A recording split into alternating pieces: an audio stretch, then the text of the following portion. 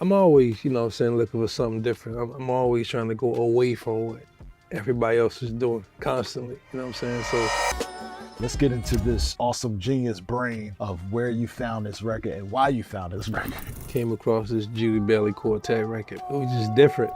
And it took me a while to figure out how to approach it because there's no pocket to it. So it's like, how the fuck can I make these pieces make sense? I know they feel great. Now I was making the beat for Ross. Okay, and you just was like, man, I need to hear a sound that's so different. I'm always, you know what I'm saying, looking for something different. I'm always trying to go away from what everybody else is doing constantly, you know what I'm saying? So messing with this type of sample, it was definitely a challenge, like super challenge. I'm the hard head, man. Every time somebody asks me for some records, I go straight for horns. That was my thing.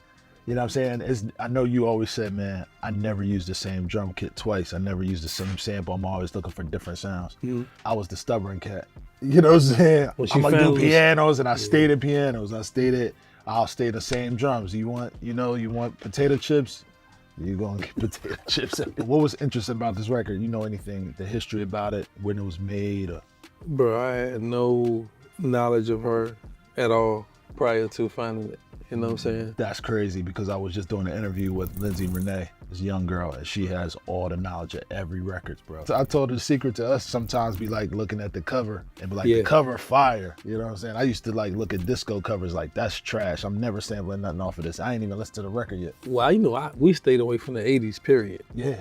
I mean, even like 78, 79, it started getting a little funny. You know what I mean?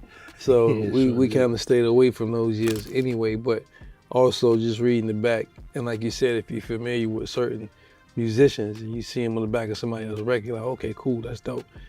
And the instrumentation of the record. So when you say such and such on clav, such and such on rolls, such and such on Wurlitzer, such and such on organ, like, okay, it's cracking. Like they got everything going. Yeah. You got the brass section, all the names for the brass. It's like, man, it gotta be something up here. It's too much music up here. Right. So that was another reason why I would buy a record too. And sometimes it would still be a dud. A dud. You know what I'm saying? A straight dud. $25 a dud. Yeah. So it's like, you know, anywhere I work or with any artist I work with, whatever city I was in, I always wanted to bought records first before the session. And then I would come to the session and go through the records I bought. Man, that's a hell of a vibe right there. I can't trust myself enough to find a pack. It's a spot out here. No, it's a spot out here I used to go to. Every time I came in here, it's a spot over here, North Miami. I can't remember the name of the store.